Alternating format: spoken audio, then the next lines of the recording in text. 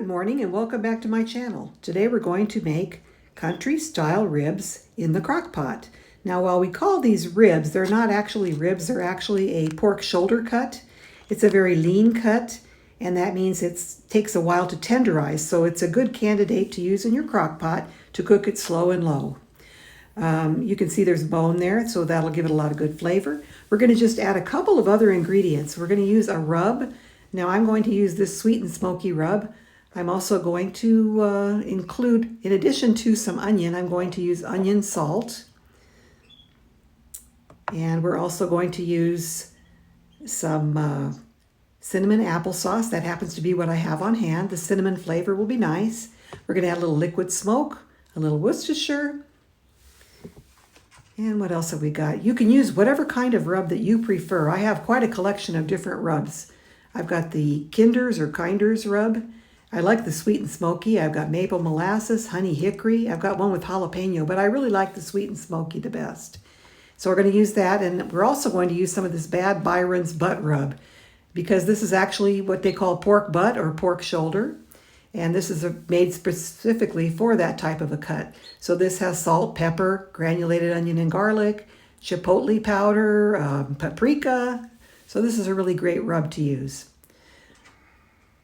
So the first thing we're going to do, we're going to add just a little bit of liquid smoke.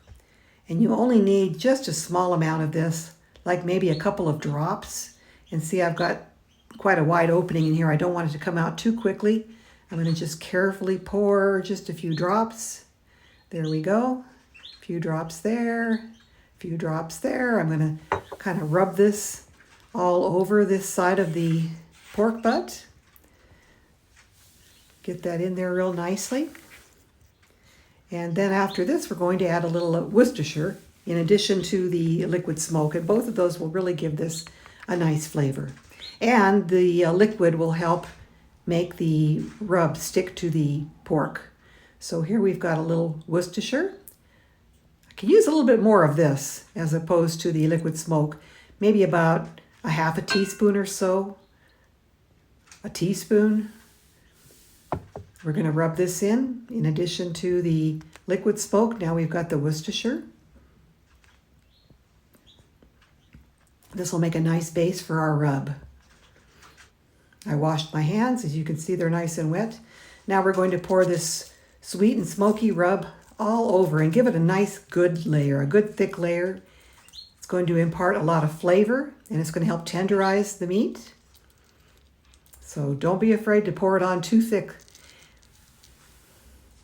This stuff smells really, really good. It does a good job on whatever you use it on. I like it on chicken as well. So we've got a pretty good layer. Maybe add a little bit more here.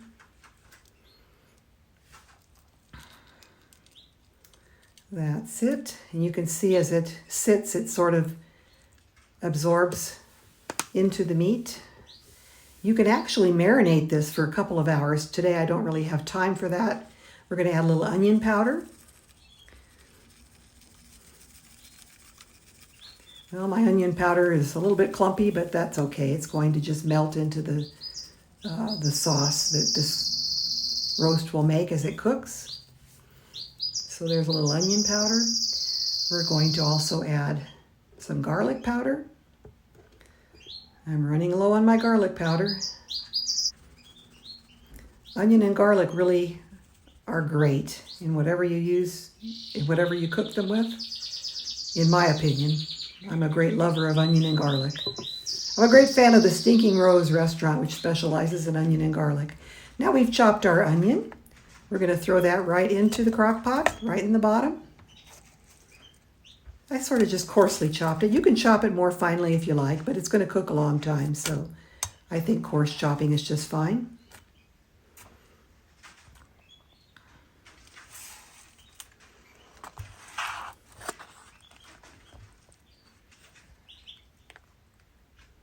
Now we're going to take that pork that's got the rub on it and put it rub side down because we're going to also spice the top side. So let's get these nice pieces of pork. This is about 3 pounds. Each of these pieces is about a pound. And we've got one side spiced. We still have to do the other side. I'm not going to repeat the Worcestershire and the liquid smoke. You could if you wanted to, but I'm just going to put rub on this side. So here we go with a little bit more of our sweet and smoky rub.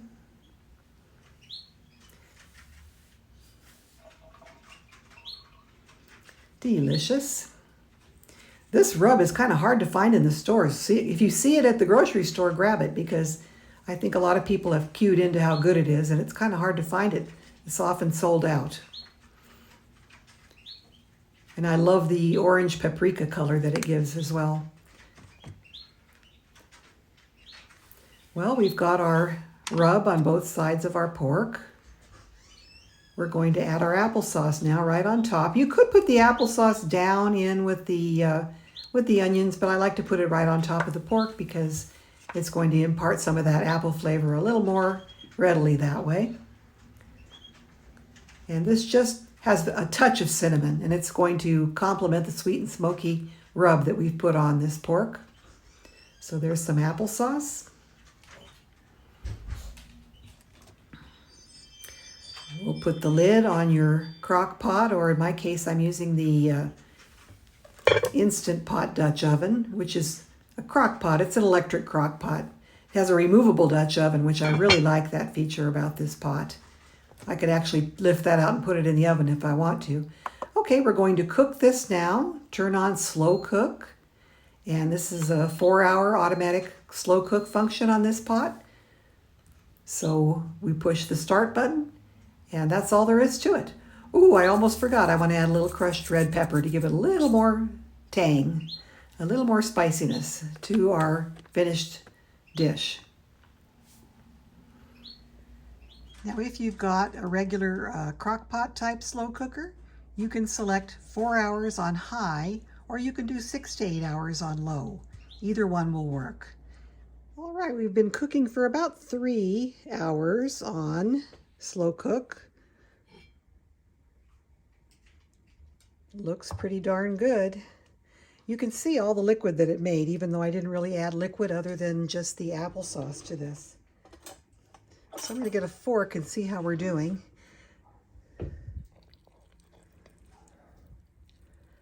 Very good, almost there. It's quite tender already. So at this point, what you can do is you can drain off this liquid and put barbecue sauce on this, or you can just let it go for another hour or so like this and eat it as is. I think I'm going to just let it go like this, and we'll just add barbecue sauce at the table. That applesauce is making a nice fruity coating there. Okay, so we'll give this its last hour undisturbed.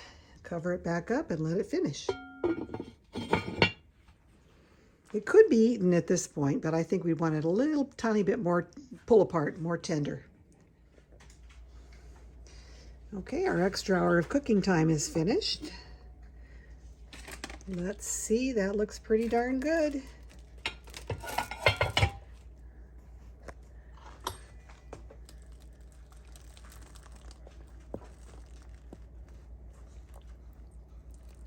And it's fall apart tender. So let's eat. I've made some mashed potatoes to go with this, and we have a salad, so I think we're ready.